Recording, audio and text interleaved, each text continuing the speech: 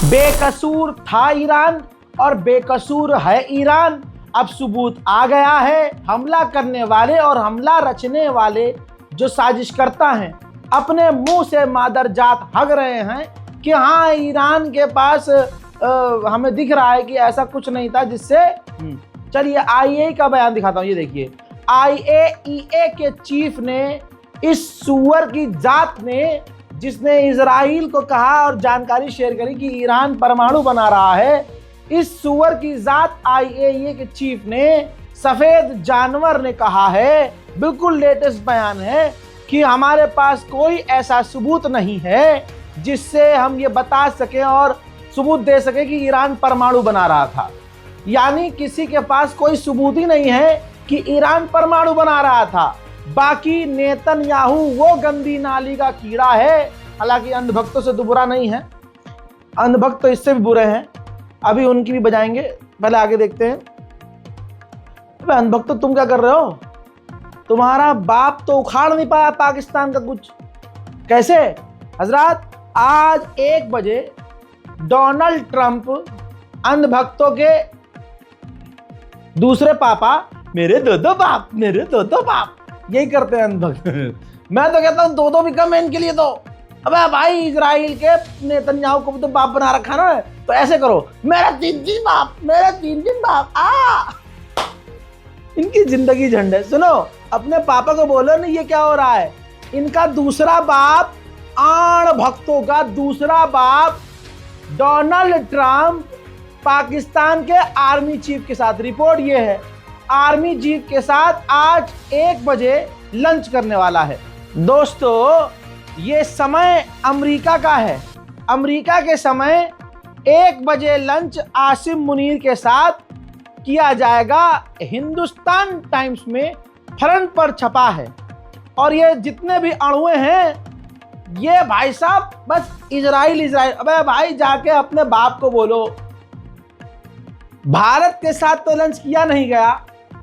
पाकिस्तान के army chief जिसे तुम गाली बक रहे थे, तो आतंकवादी कह रहे थे, और मोदी सरकार परेशान थी कि इसको ये कर देंगे, इसको बैन करवा देंगे, तुम्हारे बाप के मुंह पे चढ़कर डोनाल्ड ट्रंप ने तुम्हारे मुंह में मूता।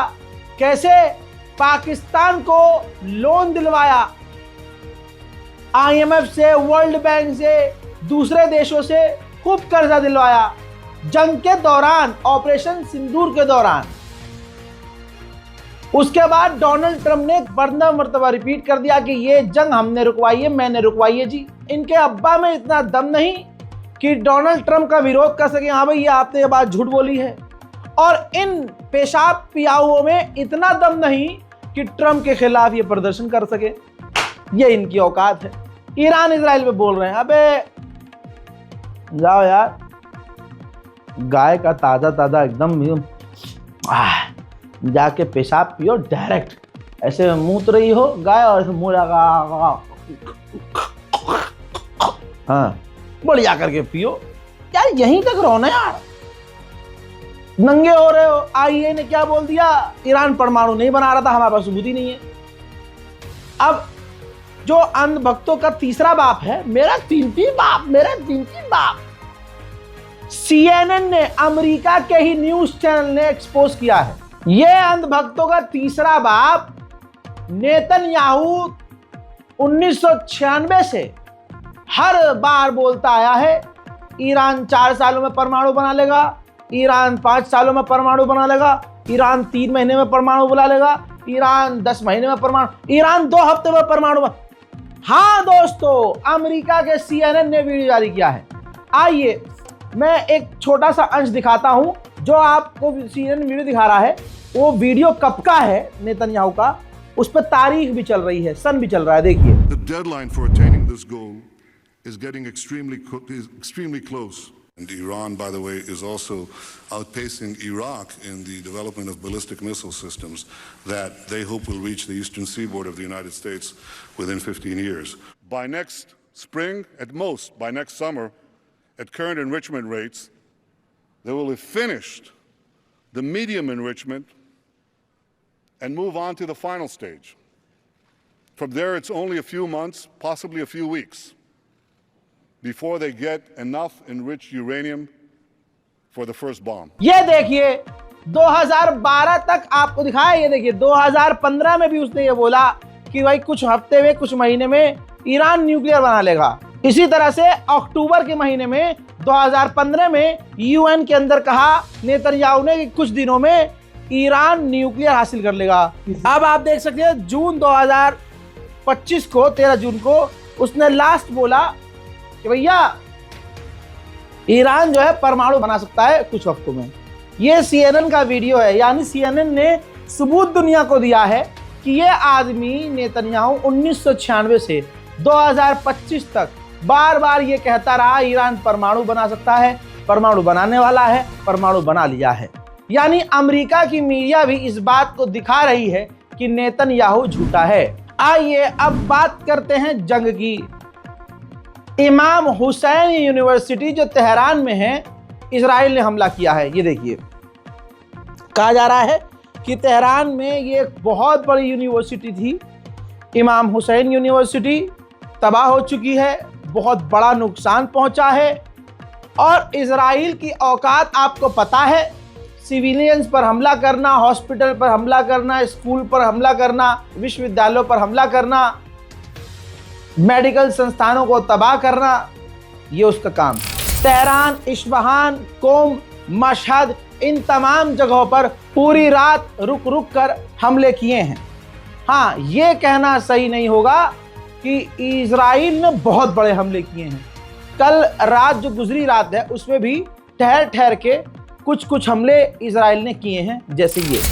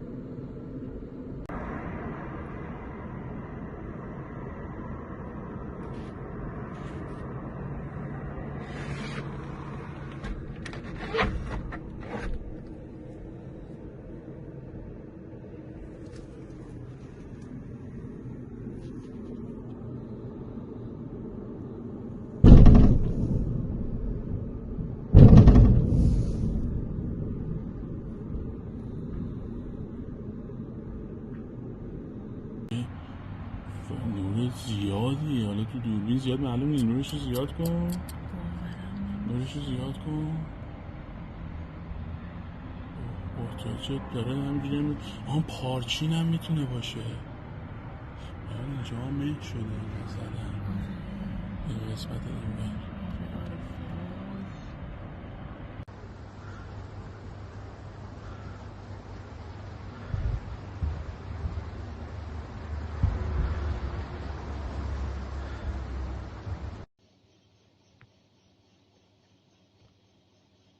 वहीं ईरान के इलाके में, ईरान में ही एक बहुत फेमस मिलाद टावर है ईरान में, तेहरान में। तस्वीर देखिए, कहा जा रहा है कि वहां मूसाद के एजेंट्स ने, इजरायली जासूसों ने उस पूरे इलाके में आग लगाई है ताकि लोग डरे और ईरान के लोग पैनिक हों और वहां माहौल और खतरनाक और डर का बने। गुजरी हुई रात को इजराइल ने अपने 50 फाइटर जेट से, लीजिए तस्वीर दिखा देता हूं, 50 फाइटर जेट से पूरी ताकत लगाकर ईरान के इलाकों में बड़े हमले किए। ये वीडियो खुद IDF ने जारी किया और बताया कि हमने ईरान के न्यूक्लियर संस्थानों पर और इलाकों पर और सेना के अड्डों पर हमले किए हैं। तो इस तस्वीर से साबित होता है कि ईरान पर लगातार हमले जारी हैं। देखिए, शॉर्ट में बता रहा हूं कि ईरान और इजराइल अब दोनों एक दूसरे पर खतरनाक हमले नहीं कर रहे हैं। उसकी वजह अमेरिका बता रहा है। देखिए, कल से और परसों से लगातार बता रहा हूं कि अमेरिका मांग कर रहा है कि बिना किसी शर्त ईरान झुक जाए, हार मान ले। ईरान की उधर नसों में है ही नहीं झुकना। भाई आदत ही नहीं है, मरना पसंद है, झुकना नहीं। तो ईरान झुक नहीं रहा। अब अमेरिका ने कहा कि अगले 48 घंटे डिप्लोमेसी के लिए बहुत खतरनाक हैं, सेंसिटिव हैं। अगर बातचीत के जरिए कोई रास्ता निकल जाए, यानी ईरान हार मान जाए और हमारी शर्त मान ले, अपना न्यूक्लियर पावर प्लांट और अपना मिसाइल प्रोग्राम बंद कर दे, यानी अपने हाथों से अपना हाथ काट ले, तो ठीक है, वरना 48 घंटे के बाद ईरान पर कोहराम वाली मिसाइलें दागेंगे और कोहराम मचाएंगे पूरे ईरान में और तबाह कर देंगे ईरान को। टोटल मिलाकर ईरान में 585 लोगों की मौत हो चुकी है, जिनमें 200 से लगभग मैक्सिमम 200 सिक्योरिटी से जुड़े हुए, ईरान आर्मी से, ईरान फौज से, ईरान पुलिस से, ईरान इंटेलिजेंस से जुड़े हुए लोग भी मारे गए हैं। सारा अमेरिका इस वक्त डोनाल्ड ट्रंप के खिलाफ है। जो वहां का सर्वे हुआ है अमेरिकियों का, सिर्फ 16% अमेरिकी कह रहे हैं कि हां, अमेरिका को इजराइल के साथ मिलकर ईरान पर हमला करना चाहिए, वरना मैक्सिमम पूरा अमेरिका खिलाफ है कि ईरान के ऊपर हमला करने में अमेरिकी सेना शामिल हो। जो अड़ुए यहां बैठे हैं और अपने नाजायज बाप को सपोर्ट कर रहे हैं, उनका बाप इनको पूछता तक नहीं है। मैं आपको कल अपने इंस्टाग्राम पर रील में समझा चुका हूं कि भारत का हिंदू समाज इजराइल के साथ क्यों है।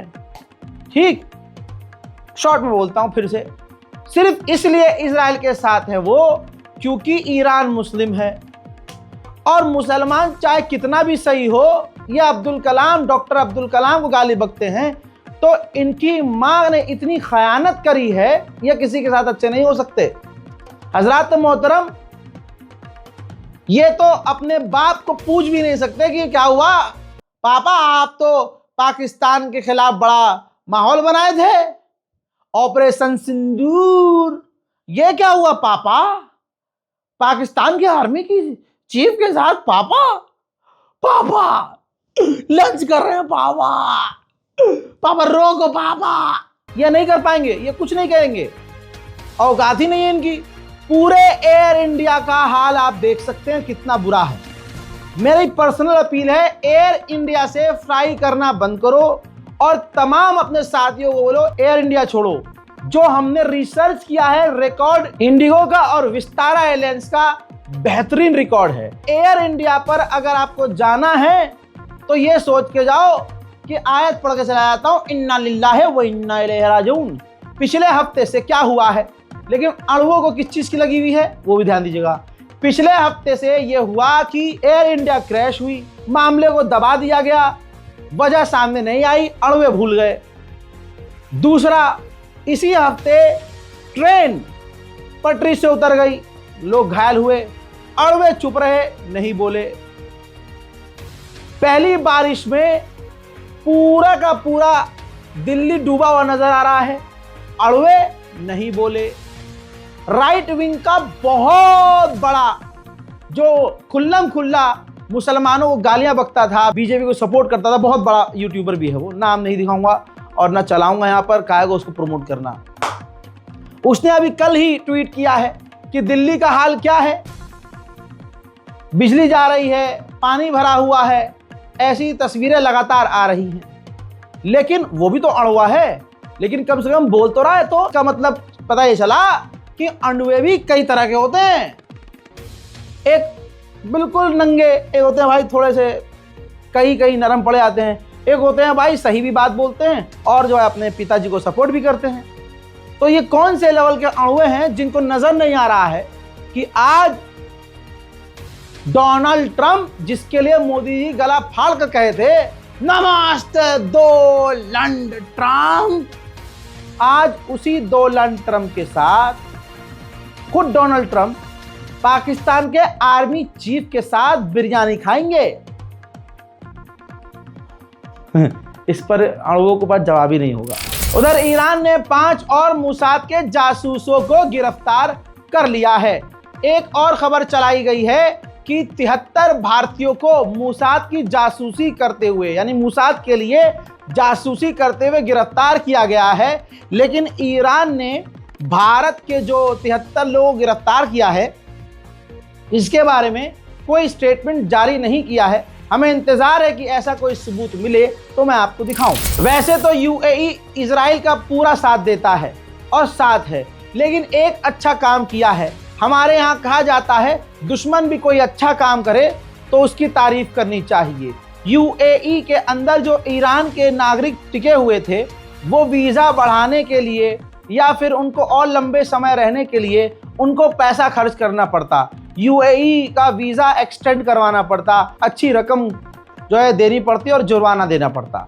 यूएई ने कम से कम ये किया कि यूएई में लंबे समय तक के लिए रह रहे हैं, उनकी फीस माफ़ कर दी है। वो अब जो ईरान के नागरिक हैं वो फ्री में बिना कोई पैसा दिए यूएई में मामला शांत होने तक सुकून से रह सकते हैं। 3 दिन में किसी के अब्बा ने सीज फायर किया तो किसी अड़ुए ने कुछ नहीं बोला, लेकिन उधर ईरान जिसको तोड़ने की कोशिश की गई और की जा रही है पूरी ताकत झोंक कर, वहां पर उल्टा हो रहा है। तमाम ईरान के नागरिक, ऊपर मिसाइल हैं, ड्रोन हैं, हमले हैं, पता नहीं क्या क्या हो रहा है। 50-50 इजराइल के फाइटर जेट आकर हमला कर रहे हैं, लेकिन ईरान के लोगों का क्या कहना, सुभान अल्लाह। वहां ईरान अपनी गवर्नमेंट के सपोर्ट में, आयतुल्लाह खामनाई के सपोर्ट में, फिलिस्तीन स्क्वायर जो तेहरान में जगह बनाई गई है, वहां पर उस चौक पर आकर अपने देश के समर्थन में प्रदर्शन कर रहे हैं।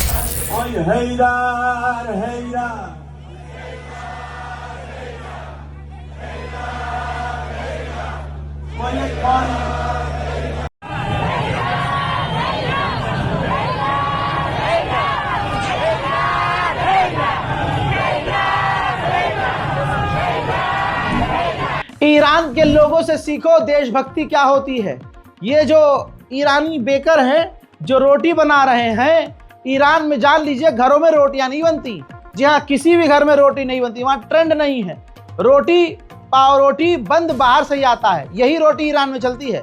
तो जो ये शख्स है, इनके भाई इजराइल के हमले में मारे गए हैं, लेकिन भाई के मारे जाने पर खुदा की कसम ये इंसान अभी भी काम कर रहा है। कह रहा है कि मैं अपने देश के लोगों के लिए काम कर रहा हूं ताकि हमारे यहाँ खाने पीने रोटी की कमी ना हो, और मेरा काम जो है मैं उससे पीछे नहीं हटूंगा। ये देश की सेवा है। ईरान को एक के बाद एक बड़ी कामयाबी मिली। जरा इस तस्वीर को देखिए, एक और ड्रोन वैन मिल गई है। ईरान पर बड़े हमले की तैयारी थी, लेकिन मूसाद की उस ड्रोन वैन को ईरान ने जब्त कर लिया है और मूसाद के आतंकवादियों को गिरफ्तार कर लिया है। इजराइल के समर्थन में बड़ा खुलासा हो गया है। देखिए, कॉपीराइट का झंझट है तो वीडियो दिखाऊंगा। और जो लेफ्ट साइड बंदा बैठा हुआ है वो अमेरिकी सेनेटर है, जो राइट साइड बैठा हुआ है ये एक अमेरिकी पत्रकार है। तो अमेरिकी सेनेटर ने ऑन रिकॉर्ड कहा कि हम इस वक्त इजराइल के साथ मिलकर इजराइल को सपोर्ट कर रहे हैं और ईरान को बमबारी से तबाह कर रहे हैं, बम मार रहे हैं, लेकिन हम पीछे हैं। इजराइल लीड कर रहा है और इसी तरह से हम इजराइल का साथ दें। यानी कहते कहते मुंह में इसके वो बात फंस गई कि इजराइल के साथ मिलकर अमेरिका बमबारी कर रहा है। 3 दिन पहले से आपका ये भाई समझा रहा है कि इस जंग में डे 1 से अमेरिका कूदा हुआ है, बस उसने अभी पत्ते नहीं खोले हैं और ऑफिशियली कबूला नहीं है। फ्रांस के राष्ट्रपति डोनाल्ड ट्रंप से बिल्कुल अलग चल रहे हैं। वजह जो भी हो कि डोनाल्ड ट्रंप से चिढ़ता है इमैनुअल मैक्रोन, जो भी हो, लेकिन एक बात ईरान के हक में कही। उसने कहा कि इराक में जो रिजीम चेंज की गई और लीबिया में जो रिजीम चेंज की गई, उसके बाद वहाँ क्या अच्छा हुआ? नहीं। रिजीम चेंज करना सबसे बड़ी गलती होती है और भी हालात बुरे होते हैं। लिहाजा ईरान की रिजीम करना कोई सॉल्यूशन नहीं है, इससे कोई हल नहीं निकलेगा। वहीं जिसके पेशाब पीने के लिए यहाँ अड़ुए पागल हैं, मैं 4 दिन पहले बता चुका था कि इजराइल का ये नेचर है, यहूदियों का ये नेचर है। एक यूक्रेनी लड़की बेचारी जो इजराइल में थी, जब बमबारी होने लगी, जब ईरान की मिसाइलें आने लगी, तो जब शेल्टर की तरफ सब भागने लगे, तो वो यूक्रेन की लड़की जो आधिकारिक तौर पर ऑफिशियली गई हुई थी भाई, लीगल तौर से गई हुई थी, लीगली इजराइल में थी। जब वो शेल्टर की तरफ जाने लगी तो इजरायली यहूदियों ने उस यूक्रेन की लड़की को शेल्टर में जाने नहीं दिया। वो ये बता रही है खुद, देखिए। Сейчас нам прислали уведомление о том, что будет скоро сирена с Ирана, и мы пошли в соседний дом в бомбоубежище, где нас не впустили, они закрыли двери, закрыли парковку. Мы стучали в дверь, они вышли, сказали, мы не обязаны вас пускать, и сказали, у нас нету места. Вот такая вот солидарность израильская. תפתחו דלת בבקשה. מאי, לא, זה לא בסדר.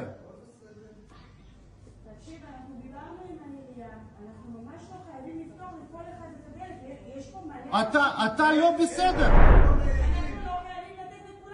अब सोचिए, इतनी खूबसूरत लड़की है ना, अन्य भक्तों के दिमाग से बात कर रहा हूं, इतनी खूबसूरत लड़की, वो भी कोई मुस्लिम नहीं, अपने करीबी यूक्रेन और इजराइल के रिश्ते ठीक हैं।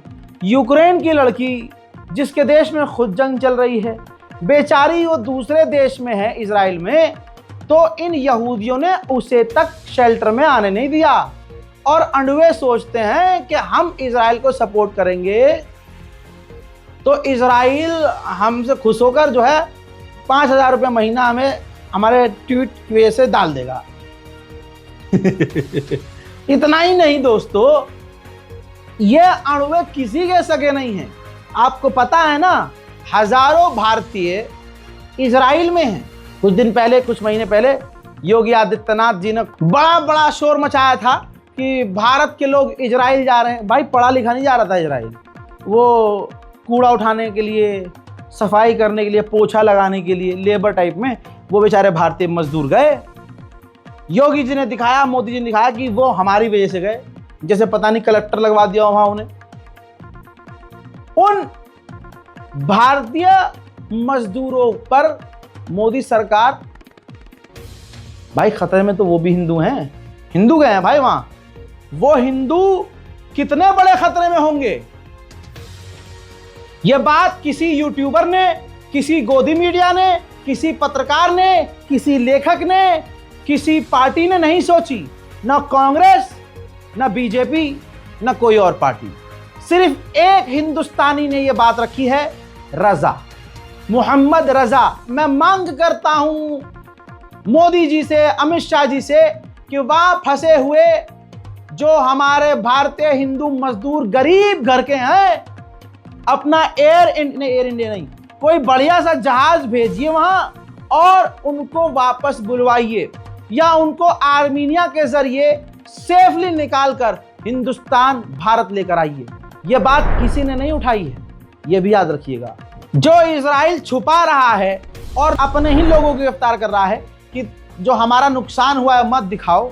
एक इजरायली महिला ने, लड़की ने, ये देखिए, आहा, देख लीजिए, इजरायली लड़की अपने ही कैमरे से चुपके वो रिकॉर्ड करके दिखा रही है कि इजराइल की दुकान, इजराइल के घर, इजराइल का इंफ्रास्ट्रक्चर कितना नुकसान हुआ है।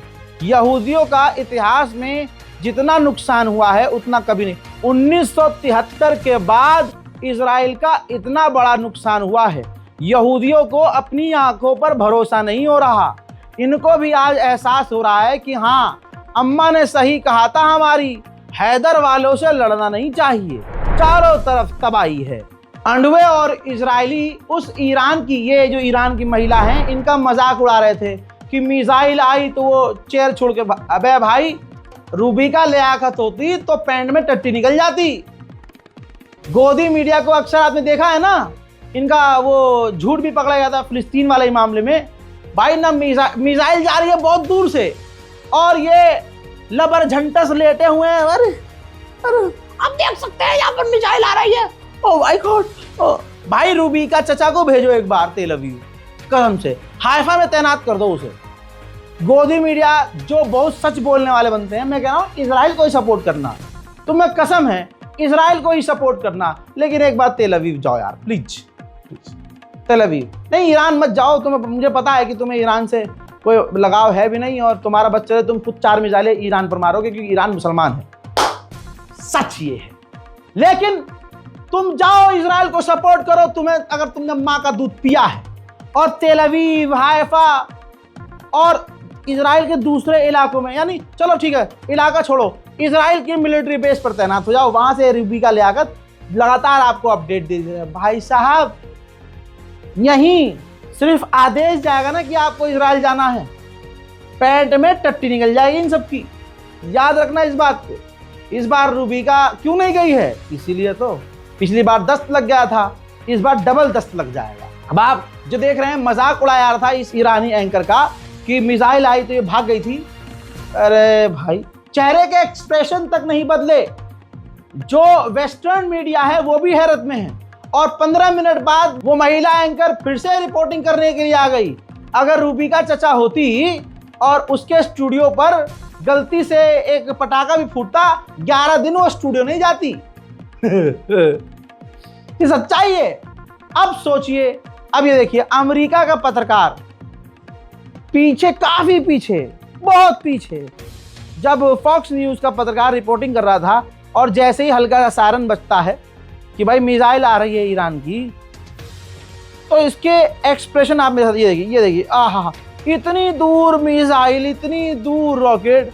भाई साहब पत्रकार और कैमरामैन ऐसे भागे हैं जैसे दुश्मन अपने बाप को छोड़कर पहाड़ियों पर भाग जाता है। अरे भाई, अरे पापा आज तुम्हारी लड़ाई हम क्यों मरे।